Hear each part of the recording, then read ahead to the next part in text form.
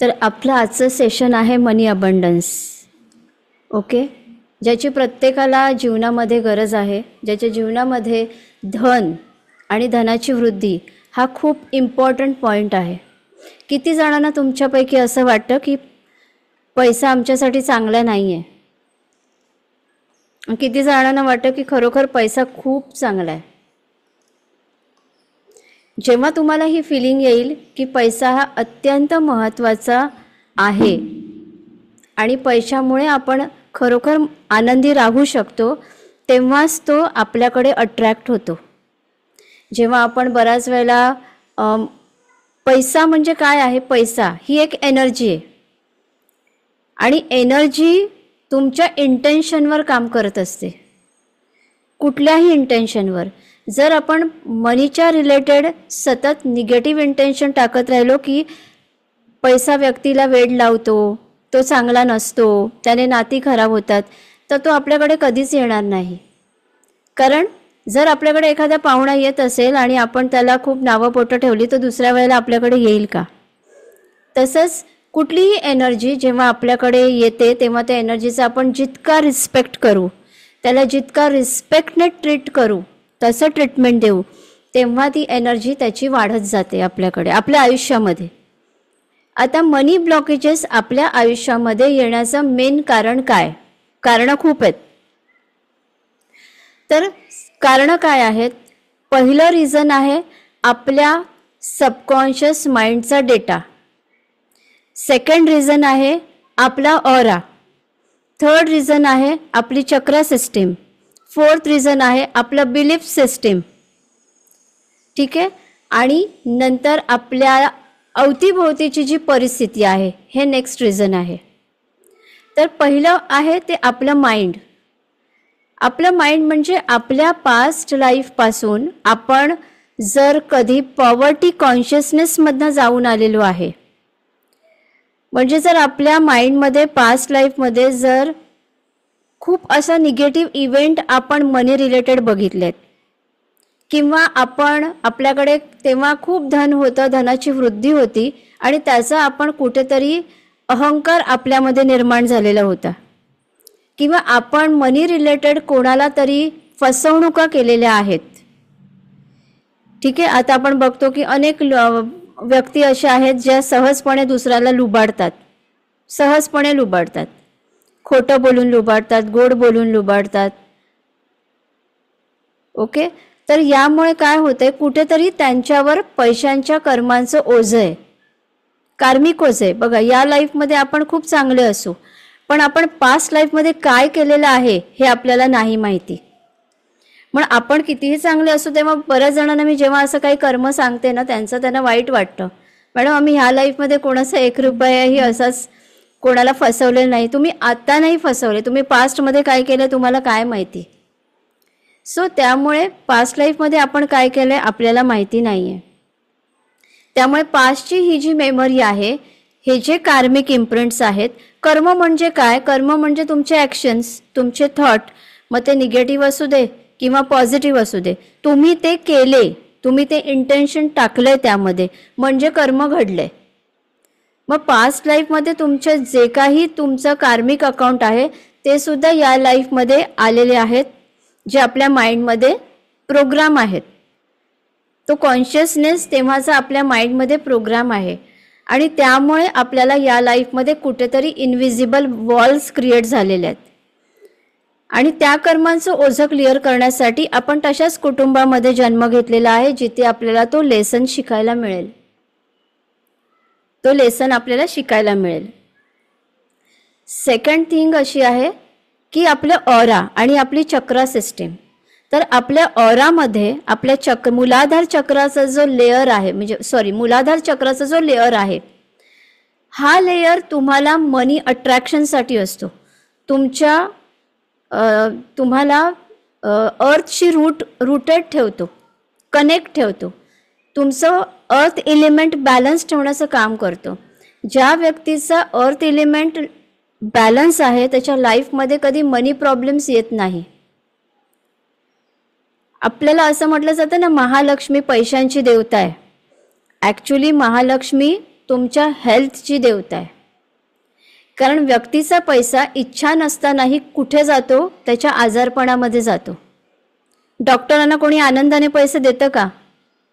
नाही देत. त्यांना द्यावं लागतं.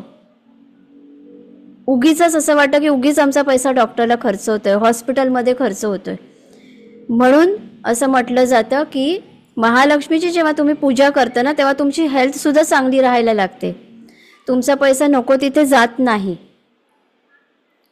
तर त्यामुळे तुमचं मूलाधार चक्र आहे, याच्यामध्ये पास्ट लाईफच्या कर्मांचं जे बीज आहे ते तुमच्या फायनान्सलाही दाखवतं.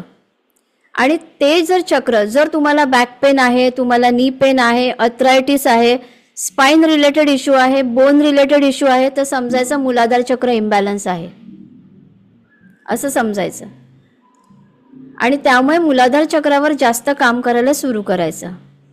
तर आपल्याला पाहिजे तशी मनी फ्रिक्वेन्सी आपण लाईफमध्ये अट्रॅक्ट का करू शकत नाही आहे? कारण मनीला फ्रिक्वेन्सी आहे, फ्रिक्वेन्सी असते.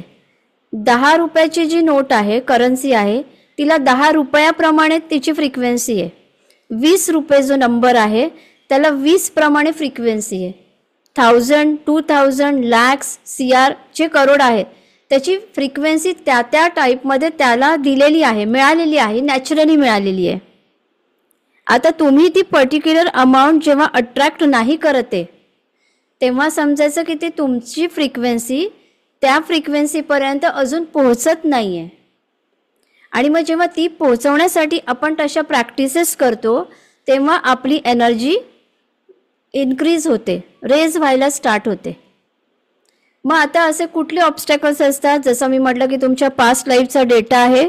जर तुम्ही पास्ट लाईफमध्ये आयुष्यभर गरिबी बघितलेली आहे तर तुम्हाला या लाईफमध्ये कुठेतरी तो कॉन्शियसनेस, पॉवर्टी कॉन्शियसनेस तुमच्यामध्ये असतो. त्याचं उदाहरण सांगते मी. काही लोक आपण बघतो ज्यांच्याकडे खरोखर खूप पैसा असतो, धनवान असतात, वृद्धी असते, समृद्धी असते, सगळं काही असतं. त्यांच्या कुठल्या तरी पुण्यकर्मांमुळे त्यांना ते मिळालेलं असतं. पण तरीही आपण त्यांना कंजूस म्हणतो. ठीक आहे, कारण असं म्हणतो या व्यक्तीकडे आहे पण याच्याकडनं निघत नाहीये. आणि त्यांना असं थोडंसं जरी त्यांचं गेलं ना, त्यांना दुःख होतं.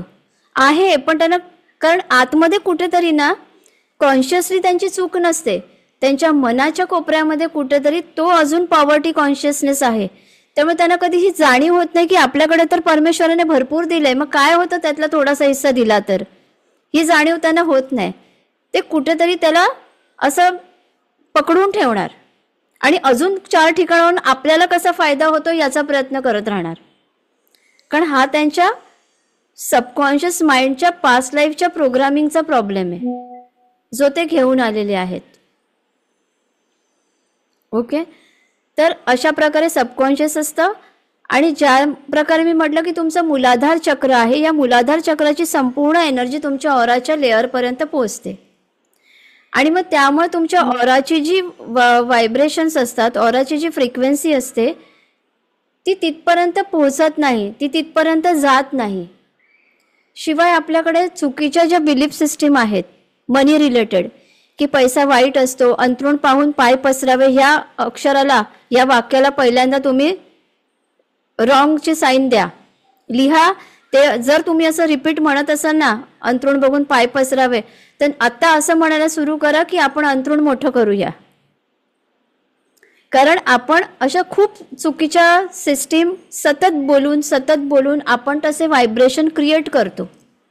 आणि जसे आपले व्हायब्रेशन असतात तसंच आपण ते अट्रॅक्ट करत असतो. रिपीट आपण बऱ्याच वेळेला असं सांगितलं जातं की तुम्ही मनीचे अफर्मेशन बोला. तर मनीचे अफर्मेशन नुसते बोलून उपयोग नसतो. तुमच्या माइंडमधलं प्रोग्रामिंग तर तसंच आहे की असं बोलून काय होणार आहे, हे दुसरं माइंड कुठेतरी तुम्हाला पुटपुटणार कानामध्ये. नुसतं 1 लाख रुपीज एव्हरी मंथ बोलून काय होणार आहे, 1 लाख रुपीज डेली बोलून काय होणार आहे का, असं आपल्याला वाटतं. बट तसं नसतं. म्हणून तुमचे माइंड आहे ते तुमच्या आतल्या प्रोग्रामिंगला चेंज करत असतं आणि जे आतमध्ये आहे तेच तुमच्या ऑरामध्ये क्रिएट होत असतं. आणि त्यामुळे तुम्ही तशा प्रकारे ते अट्रॅक्ट नाही करू शकत. शिवाय आपले हे जे 2 हात दिलेले आहेत आपल्याला, ते 2 हात फक्त काम करायला नाही तर आपल्याला देवाणघेवाण करण्यासाठी पण आहे.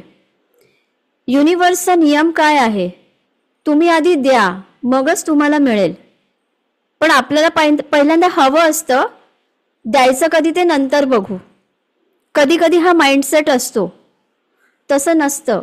तुमचा लेफ्ट हँड आहे त्यामध्ये राहू असतो आणि तुमचा राईट हँड आहे त्यामध्ये केतू असतो. ठीक आहे. जसं तुमचं मूलाधार चक्र आहे तिथे मार्सचा प्लॅनेट आहे, मार्स आहे, मंगळ आहे. आणि हा जो मार्स आहे हा तुम्हाला ना ऋण देतो, कर्ज देतो. मंगळ म्हणजे तुमची एनर्जी असते. तुमचा पैसा जर तुमच्या आजारपणामध्ये जातोय तर तुमचा मंगळ, मार्स प्लॅनेट पण खराब आहे, म्हणून तुमचं मूलाधार चक्र बिघडलेलं आहे आणि त्यामुळे तुमच्यावर कर्ज सुद्धा चढत आहे. तर कर्ज तुमच्यावर का चढतंय? कारण पास्टमध्ये तुम्ही कोणाचं तरी घेतलंय, ते तुम्ही दिलेलं नाहीये. आणि कर्म कधीही आपल्याला सोडत नाही, ते आपल्या मागून जन्मोजन्मी फिरतच राहतं.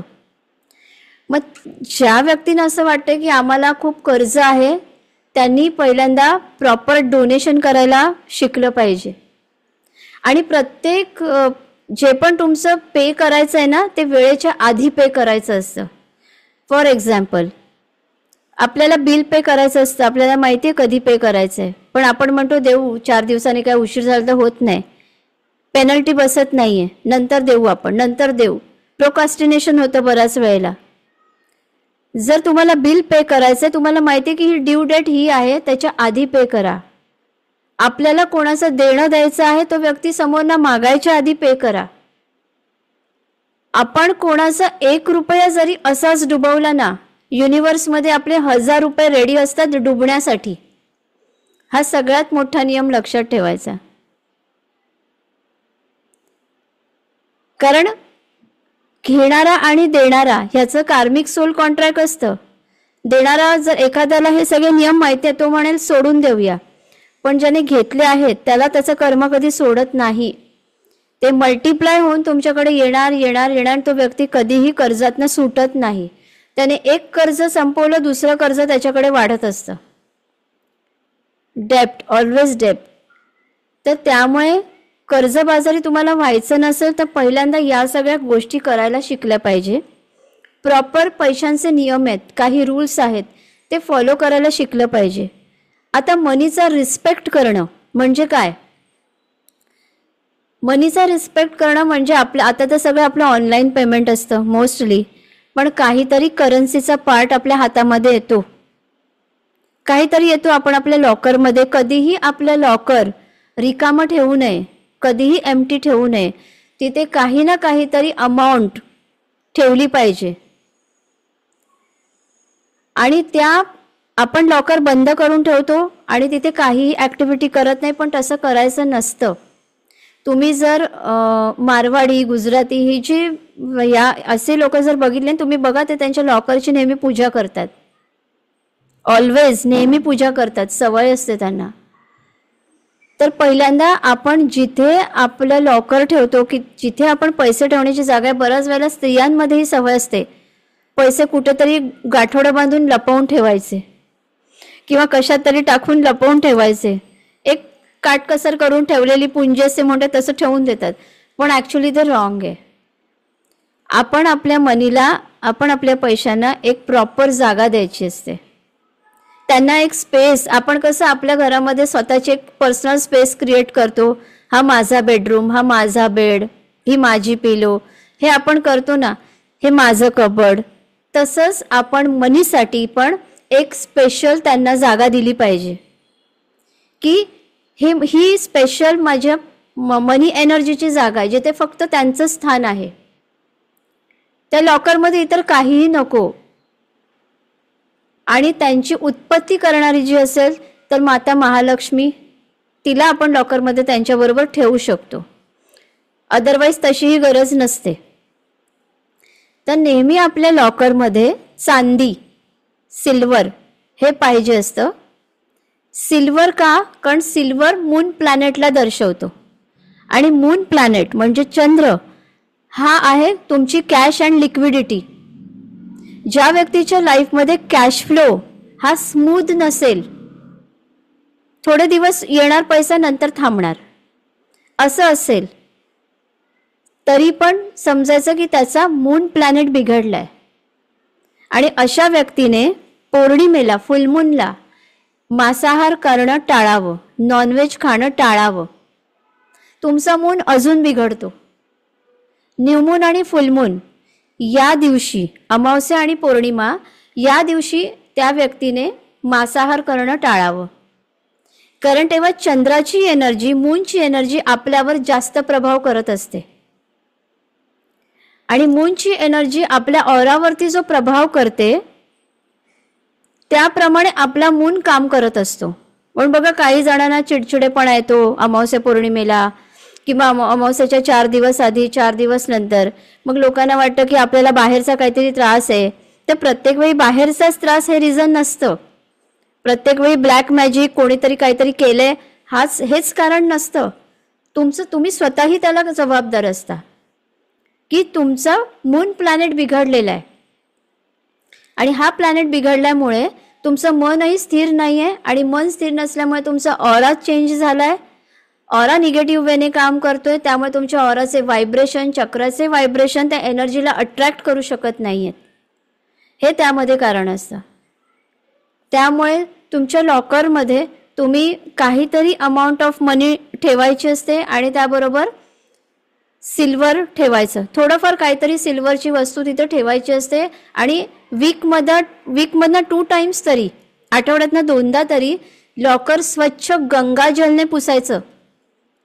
पाण्यामध्ये एक कॉटनने, गंगाजलने स्वच्छ पुसायचं किंवा रोज वॉटरने. तिथे सुगंधित चंदनाचा धूप दाखवायचा आणि त्या मनी एनर्जीची, जिला पण तो स्मोक द्यायचा असतो, स्मोक द्यायचा.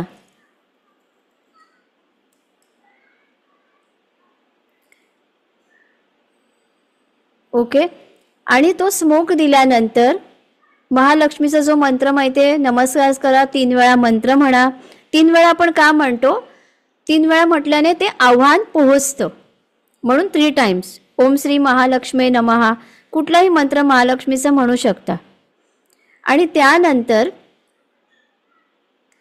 जो स्मोक आहे तो अगरबत्तीचा स्मोक द्यायचा आहे. नंतर मी क्वेश्चन्स घेईन, जे तुम्हाला नाही समजले आहेत तुम्ही विचारू शकता. तर मी थोडंसं 15 मिनिट्स क्वेश्चन घेईन. तर स्मोक आपण द्यायचं आहे, पूजा करायची आहे. पूजा म्हणजे काही फूल वगैरे ठेवायची गरज नसते. स्मरण करा, 3 वेळा आवाहन करा. आणि जे पैसे तुम्ही लॉकरमध्ये ठेवत आहात त्यांना हातामध्ये घ्या, निवांत बसा आणि त्यांना ग्रॅटिट्यूड द्या. At least 5 minutes.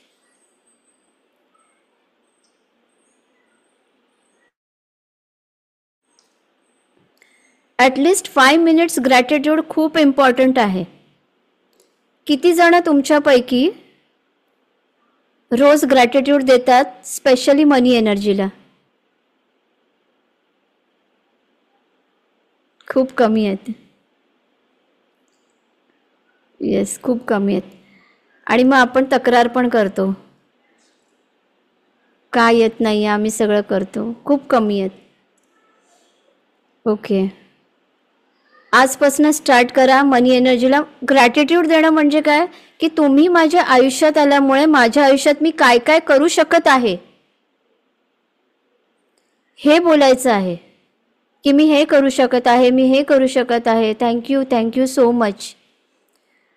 आपला ATMचा पिन असतो, ATMचं कार्ड असतं, क्रेडिट कार्ड, डेबिट कार्ड, याला सुद्धा ग्रॅटिट्यूड देणं इम्पॉर्टंट असतं.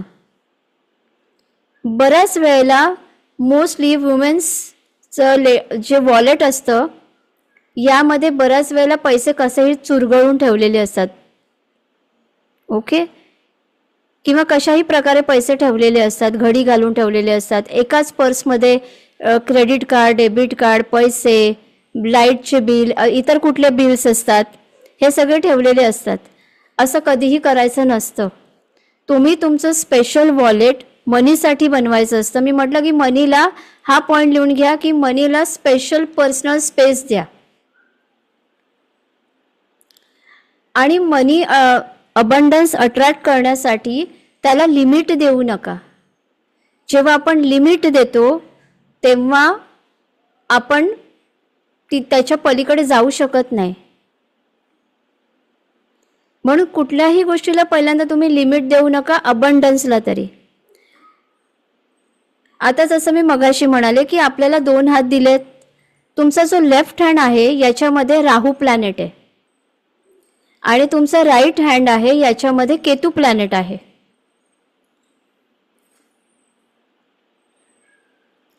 ओके, केतू प्लॅनेट आहे. केतू काय आहे? केतू गिविंग आहे. केतू देण्याचं काम करतो.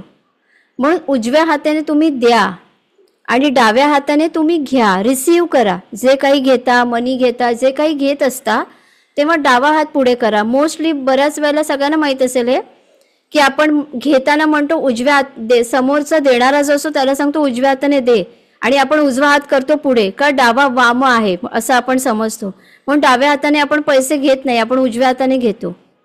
पण तसं नाही करायचंय. घेताना डाव्या हाताने घ्यायचंय कारण तो रिसिव्हिंग हँड आहे आणि देताना उजव्या हाताने द्यायचंय आपल्याला.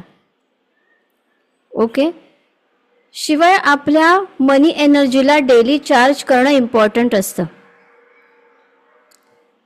आणि अशा अनेक अदृश्य शक्ती आहेत ज्या आपल्याला मनी अबंडन्ससाठी खूप हेल्प करतात. खूप आहे. जसं आपण गॉडेस महालक्ष्मी माहिती आपल्याला, लॉर्ड कुबेरा माहिती आहे आपल्याला, ज्याने नीतिका क्लॉनिक केले. तर जसे तर तुम्हाला माहिती आहे नीतिका क्लॉनिक आहेत, एंजल्स आहेत, तसे अजून असे बरेच इनविजिबल बीइंग्स आहेत जे आपल्याला खूप हेल्प करतात मनी एनर्जीसाठी. त्यांची हेल्प घ्यायला आपल्याला शिकता आलं पाहिजे. तर अशा प्रकारे मनी एनर्जी वाढवण्यासाठी आपल्याला पहिल्यांदा स्वतःवर काम करावं लागतं. आता बऱ्याच वेळेला असं होतं काहींच्या बाबतीत की तुमची कुंडली जी असते, तुमची कुंडली पण जबाबदार असते तुमच्या मनी एनर्जीसाठी. तुमच्या धनस्थानामध्ये जर एखादा प्लॅनेट बसलेला आहे आणि त्याच्यावर निगेटिव्ह हिट एखादा प्लॅनेट देत आहे आणि त्या दशेमध्ये तो प्लॅनेट ॲक्टिव्ह असेल तर अचानकपणे सडन लॉसेस होतात व्यक्तीला. जेव्हा लाईफमध्ये तुम्हाला सडन लॉसेस व्हायला लागतात तेव्हा राहू हा ग्रह तुमच्यावर खूप इफेक्ट करतो. सडन लॉसेस होणे म्हणजे अचानक जॉब जाणे, अचानक कर्ज होणे, अचानक पैशांचे प्रॉब्लेम, अचानक गुंतवलेल्या पैशांमध्ये लॉस होणे, अचानक शेअर मार्केटमध्ये लॉस होणे, अचानक लॉसेस होतात. ओके. तर असं जेव्हा तुम्हाला होतं तेव्हा समजायचं असतं की राहू प्लॅनेटचा इफेक्ट खूप निगेटिव्ह इम्पॅक्ट आपल्यावर करत आहे. कारण ग्रह आहेत हे फिरत असतात, आपल्या रोजच्या जीवनामध्ये त्याचा इफेक्ट येत असतो. तर जेव्हा तुम्हाला असं फिलिंग येईल की असं होत आहे आपल्या बाबतीत, तेव्हा राहूचा मंत्र हा तुम्हाला खूप हेल्प करतो. हा माझा खूप चांगला अनुभव आहे की राहू मंत्र जेव्हा तुम्हाला असं वाटेल की मनी रिलेटेड खूप आपल्याला एकदम इश्यू व्हायला लागलेला आहे, तेव्हा राहूचा बीज मंत्र हा आपल्याला खूप इफेक्ट करत असतो. कारण कलयुगाचा राजा राहू आहे. राहू एखाद्या व्यक्तीचा रंकही बनवू शकतो आणि रंकाला राजाही बनवू शकतो, कारण तो कलियुगाचा राजा आहे. आत्ता युग जे आहे हे पूर्ण राहूच्या अधीन आहे. त्यामुळे आता आपण एकमेकांना बघत आहोत, मीडियावर कनेक्ट आहोत, हे सगळं कोण आहे? हे राहू आहे. तुम्ही बिझनेस करत आहात, बिझनेस कोण आहे? तुमचा मर्क्युरी प्लॅनेट आहे. तर बुध आणि राहू हे खूप कनेक्ट असतात. ज्या व्यक्तीचे बुध आणि राहू खूप स्ट्रॉंग काम करतात ना, त्यांना या सगळ्यामध्ये खूप सक्सेस मिळतं. ऑनलाईन गोष्टींमध्ये, ऑनलाईन कामांमध्ये खूप सक्सेस मिळतं. आणि ज्यांचा वीक आहे ना, त्यांच्या माइंडमध्ये सुसायडल थॉट्स येणार, अचानक लॉसेस होणार, त्यांना ब्लॅक मॅजिकचा इफेक्ट त्यांच्यावर जास्त होणार, त्यांच्या नर्वस सिस्टीममध्ये बिघड होणार, विचार करण्याची क्षमता तुटणार, चिडचिड होणार, राग होणार. कशामुळे होते? कशामुळे होतं हे सगळं? हे यामुळे होते कारण तुमच्या या प्लॅनेटरी सिस्टीममध्ये गडबड आहे आणि तुमचे प्लॅनेट कुठे असतात तुमच्या चक्र सिस्टीमवर ते प्रभाव टाकत असतात. म्हणजे तुमचं मूलाधार चक्र मंगळ, तुमचं स्वाधिष्ठान चक्र शनी काय तुमचं प्रोफेशन आहे.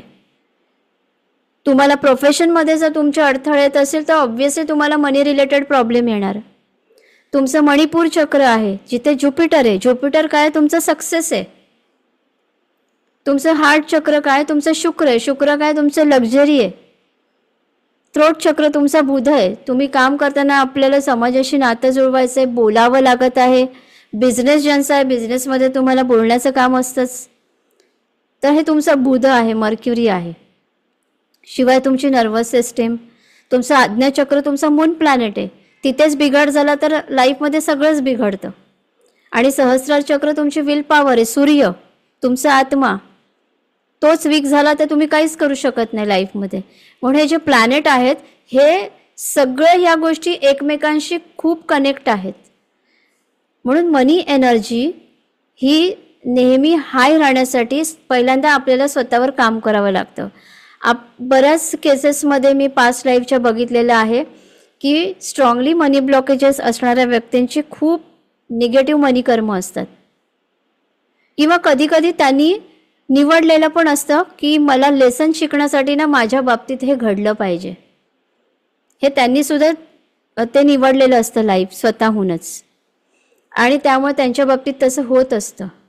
तर आज लाईफमध्ये जिथे जिथे सतत आणि तुम्हाला सगळ्यात इम्पॉर्टंट असतं ना ती मनी फॉरगिव्हनेस. कारण बऱ्याच वेळेला आपण पैशांच्या बाबतीत सुद्धा निगेटिव्ह इंटेन्शन स्वतःसाठी इवन दुसऱ्यांसाठी, कधी कधी दुसऱ्यांची ग्रोथ होताना बघूनही मनात कधीतरी दुःख होतं की आपल्या बाबतीत का नाही, आपल्या बाबतीतच असं का, हा व्यक्ती माझ्या आधी येऊन माझ्या पुढे गेला. पण इथे जेव्हा तुम्हाला दुःख होतं ना तेव्हा तुमचं अजून डाऊन होतात व्हायब्रेशन आणि त्यामुळे ते तुमच्याकडे अट्रॅक्ट होत नाही. तुमच्यापैकी आता इथे काही जेंट्ससुद्धा हल्ली जे डिसेंबरचे मार्गशीर्षातले लक्ष्मीचे गुरुवार असतात बघा, मी बघितले बरेच हल्ली मेलसुद्धा करतात. पण किती फिमेल्स महालक्ष्मीचे गुरुवार करतात मार्गशीर्षातले जे आता इथे आहेत. ओके, आता जे करतात त्यांना त्याच्यातलं एक वाक्य माहिती असेल महालक्ष्मीने सांगितलेलं. महालक्ष्मीने काय विचार केला होता, मी जर गेले गरिबा घरी तर तोच खाईल संपत्ती सारी, म्हणून मी राजाकडे जाते असा तिने विचार केलेला. म्हणून बघा राजाचा दरबार कधीही रिकामा होत नाही, तो भरत जातो. पण गरिबाच्या घरात नेहमी गरिबी राहते का, कारण त्याच्याकडे देण्याची वृत्ती नसते. मग लक्ष्मी पण काय विचार करते, मी जर गरिबा घरी गेली तर तोच संपत्ती खाईल, कारण तो फक्त स्वतःसाठी विचार करेल आणि स्वतःच साठवेल. पण मी राजाच्या घरी गेली तर राजा स्वतःबरोबर इतरांचंही भलं करेल. म्हणून पहिल्यांदा आपल्यामध्ये देण्याची वृत्ती जास्त निर्माण झाली पाहिजे, ते ऑटोमॅटिक आपल्याला मिळायला लागतं. आणि मला मिळावं म्हणून मी देते हे जरी इंटेन्शन टाकलं तरीही नाही मिळत, कारण आपलं इंटेन्शन आकाशिकमध्ये रेकॉर्ड होतं. एक एक इंटेन्शन, एक एक थॉट्स तुमच्या आकाशिकमध्ये रेकॉर्ड केलं जातं. त्यामुळे पहिल्यांदा आपली देण्याची वृत्ती वाढवली पाहिजे. आणि बघा असं पण होतं बऱ्याच वेळेला, आता जे केसेस येतात त्यावरून माझे अनुभव येते की मला आपण आता मी तो विषय नंतर सांगते. आधी एक महत्त्वाचा पॉईंट मला आठवला, बार्गेनिंग करणं. ठीक आहे, बार्गेनिंग करणं मी बघितलंय. भाजीवाला दिवसभर उन्हातानामध्ये उभा राहून रस्त्यावर बसून भाजी विकत असतो. 10 रुपयाची भाजी आपण अजून बार्गेन करून त्याला 8 रुपयाला दे आणि 7 रुपयाला दे असं सांगितलं जातं.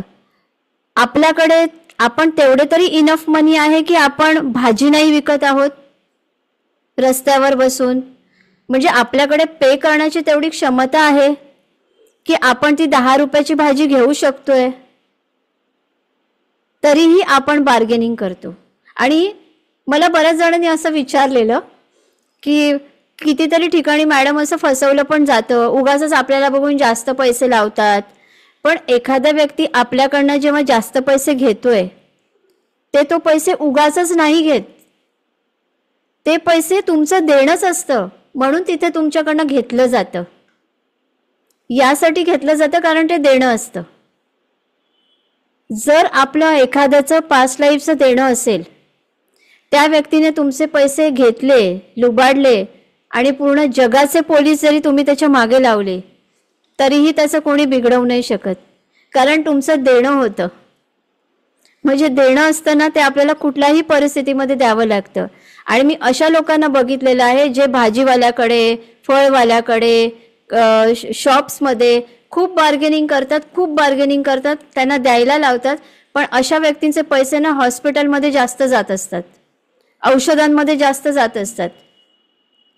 ते इथे वाचवतात आणि पण तिथे त्यांना द्यावंच लागतं, कारण तुम्हाला देणं आहे. जे देणं आहे ते तुम्हाला कुठल्याही स्वरूपामध्ये द्यावं लागतं.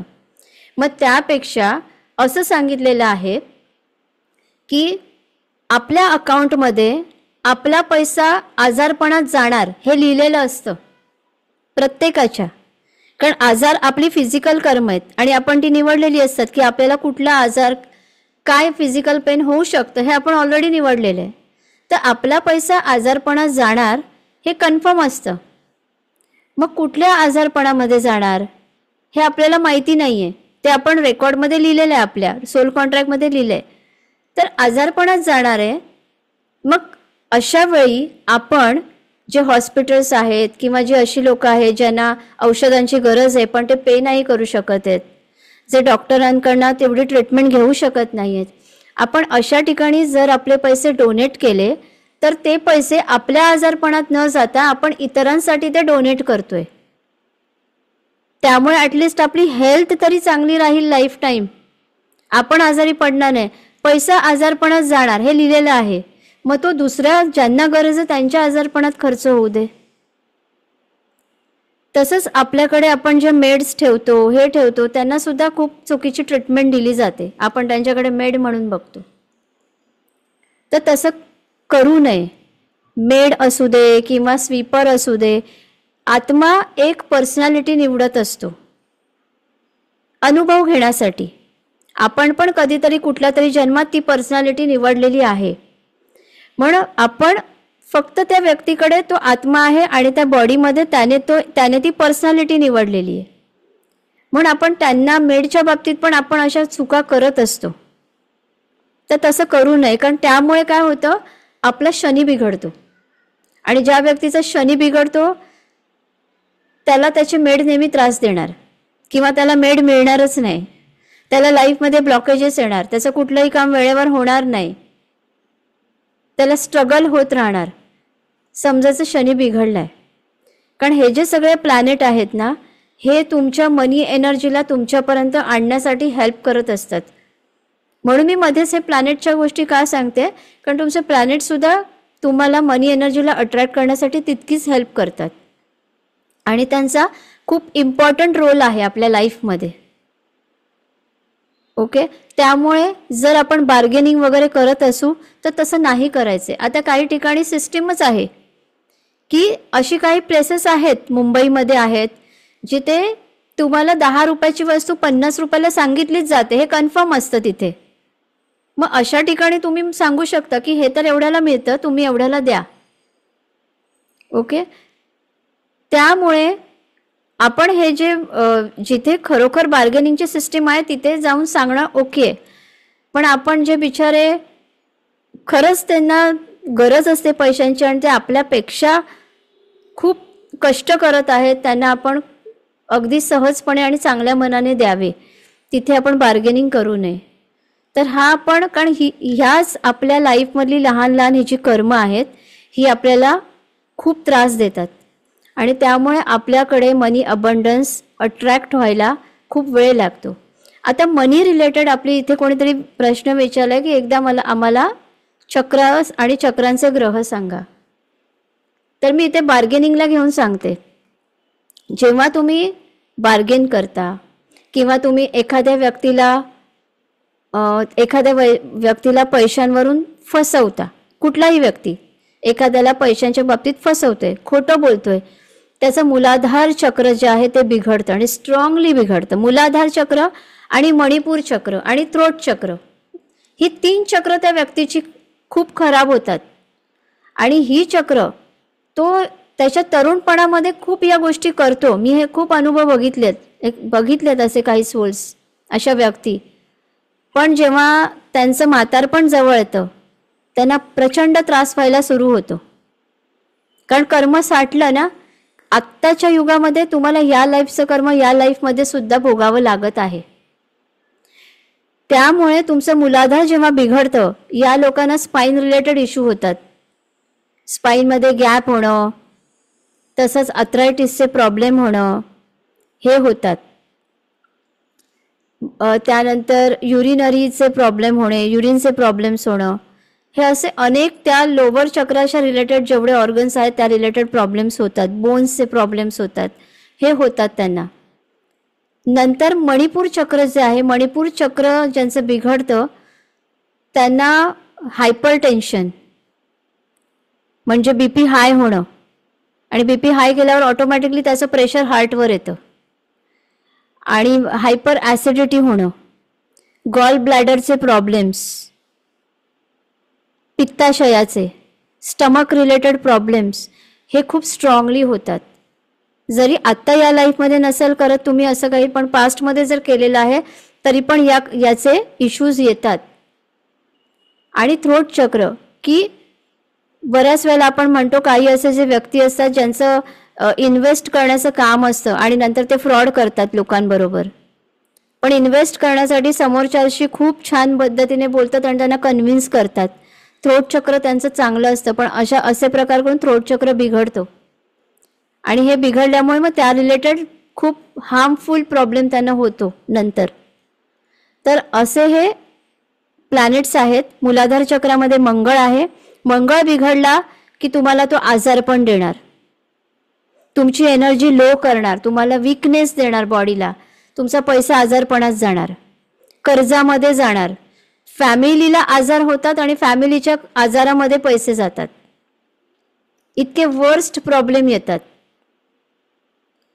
कधी कधी घरामध्ये आग लागणं किंवा आपल्याच प्रॉपर्टीला आग लागणं हा सुद्धा मंगळचा, मार्सचा निगेटिव्ह इफेक्ट असतो.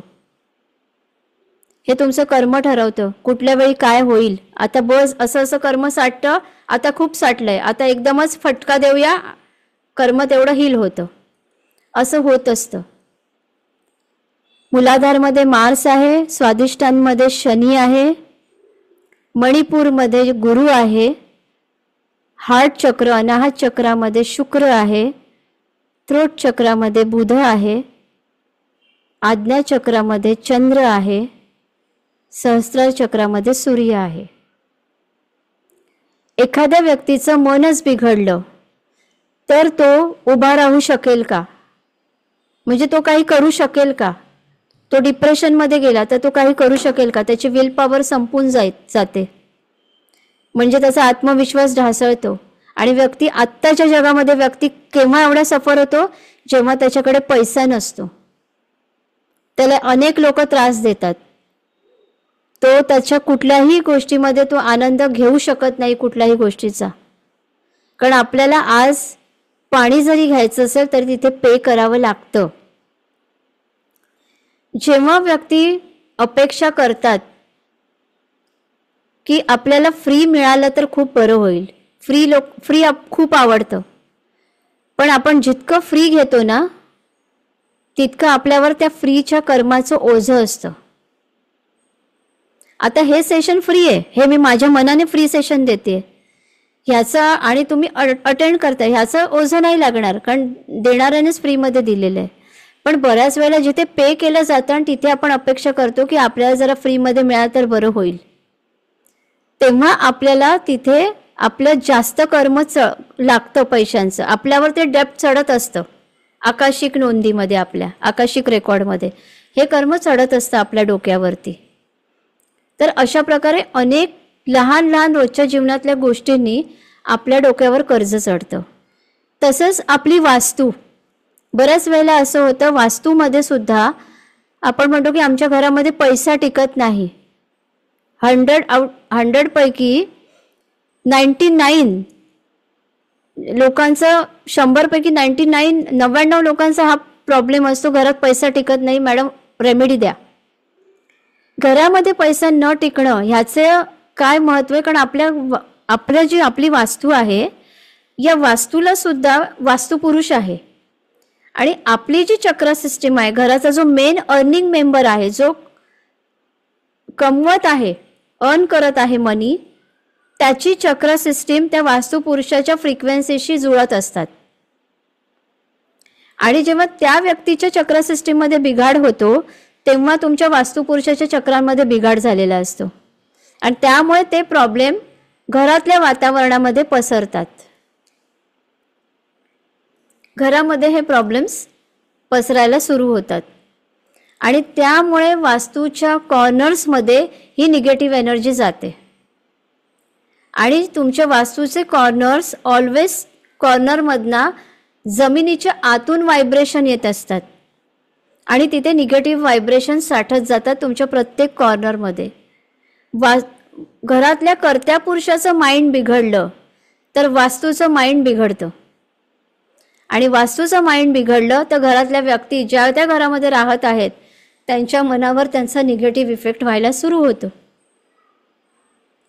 आणि आपलेच व्हायब्रेशन वास्तूमध्ये फिरत असतात. आणि त्यामुळे अशा वास्तूमध्ये पैशांसारखी पवित्र आणि हायेस्ट फॉर्मची एनर्जी टिकत नाही, ती तिथे राहत नाही. एकदा एका व्यक्तीने त्याच्या घरामध्ये बोर्डवर लिहून ठेवलेलं, पैसा हा पाहुणा आहे. पैसा हा आणि ते आयुर्वेदिक काहीतरी मसाज वगैरे करणारे व्यक्ती होते. आणि थोडेसे उद्धट स्वभावाचे होते की त्यांना काही सल्ला देणं पण मला वाटलं नाही महत्त्वाचं आहे. मी फक्त नोटीस केलं की पैसा हा पाहुणा आहे. फक्त मी विचारलेलं हे का लिहून ठेवले? म्हणजे पैसा पाहुणाच आहे, तो येतो आणि जातो, तो राहतो कुठे? ॲक्च्युली तसं नसतं, हे अज्ञान असतं. पैसा हा पाहुणा आहे नाही, पैसा ही एक एनर्जी आहे जिला सतत रोटेट व्हायला आवडतं. आणि जर तिला आपण एका ठिकाणी ठेवून दिलं तर बघा, एखादा कपडा घ्या आणि लॉकरमध्ये वर्षानुवर्ष ठेवून द्या, काही महिने ठेवा, त्या कपड्याला बुरशी येईल आणि काय होईल? खराब होणार तो कपडा. तसंच मनी ही एक एनर्जी आहे, ती फिरत राहिली पाहिजे. काहींच्या कुंडलीमध्ये मी बघितलेले आहे, प्लॅनेट असे असतात ते जितकं खर्च करतील तेवढं त्यांना डबल मिळत राहणार. आणि ते जितकं वाचवून ठेवतील ना तितकं त्यांचा पैसा मिळणार नाही, ब्लॉक होणार, असं होत असतं.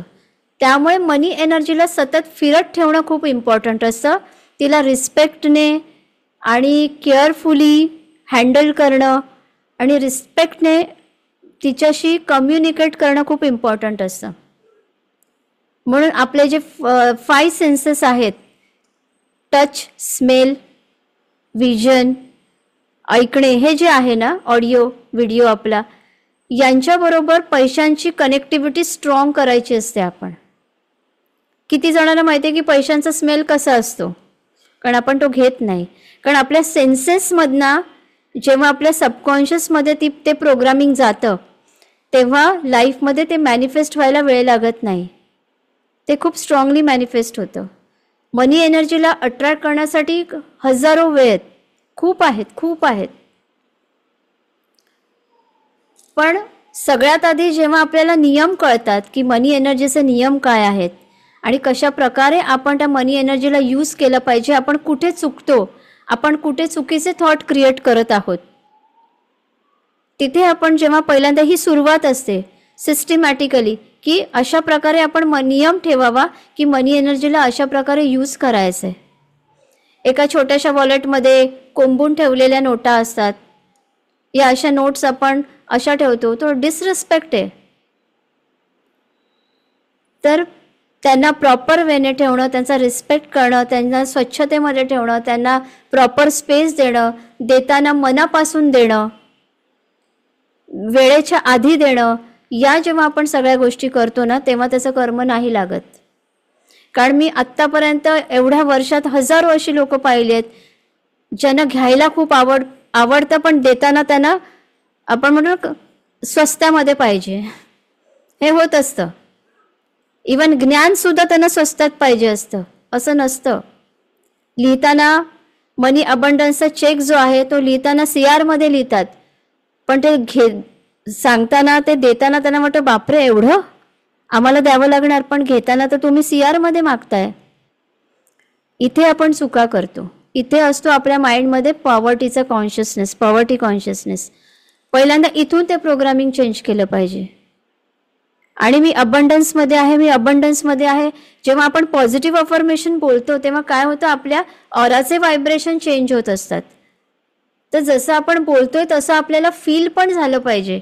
मी अबंडन्समध्ये आहे व्यक्ती बोलत असेल आणि तो 1 नंबरचा कंजूस असेल तर त्याला स्वतःला माहिती आहे तो अबंडन्समध्ये आहे का नाही. म्हणजे त्याचंच मन त्याला ब्लॉक क्रिएट करतं. ॲक्च्युली त्याला माहिती असतं की मी अबंडन्समध्ये आहे पण मी तर कोणाला देतच नाही, हे त्याला स्वतःला माहिती आहे.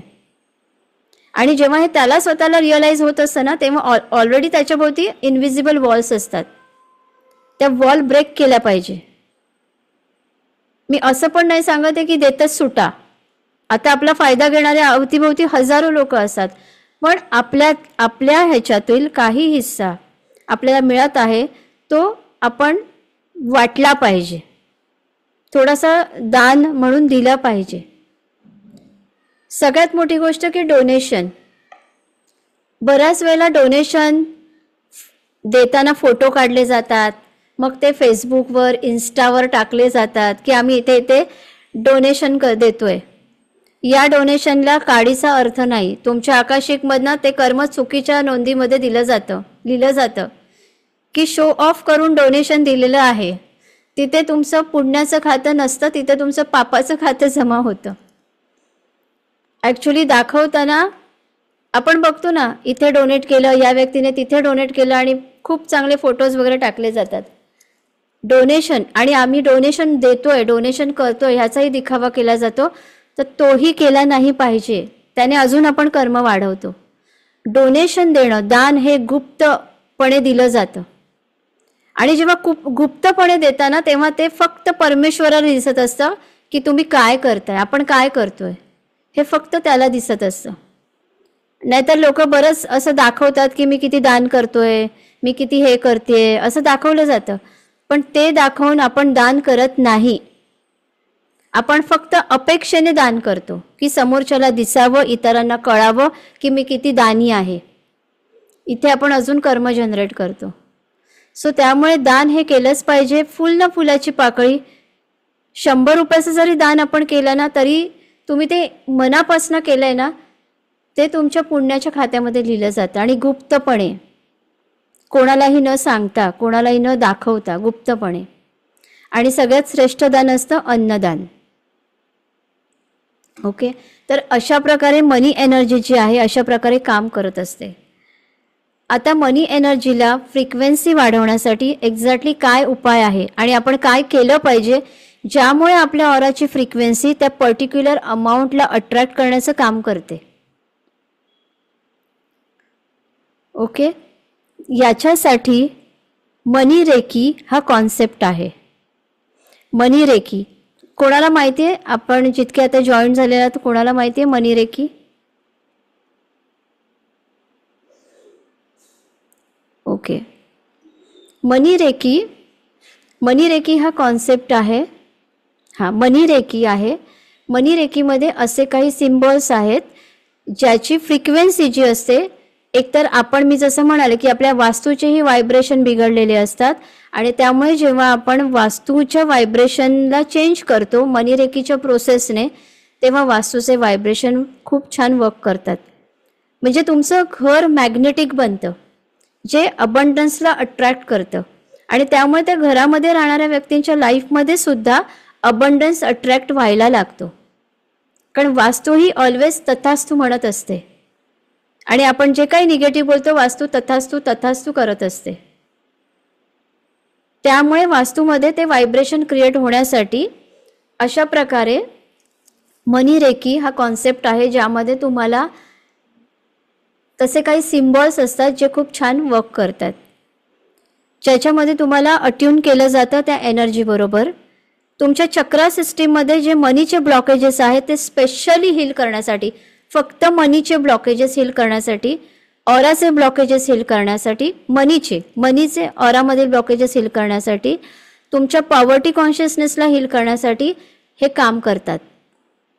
आणि ही मनी रेकी आपण जेव्हा आपल्या पैशांवर, आपली जी अमाऊंट आहे, करन्सी आहे, त्यावर आपले डेबिट कार्ड, ATM पिन, आपले चेकबुक, पासबुक या सगळ्यावर द्यायला शिकवलं जातं, यांच्यावर दिलं जातं. शिवाय अशी 10 काही एक कॉन्सेप्ट आहे ज्याला लिहिल्याने तुमचा केतू ॲक्टिव्ह होतो.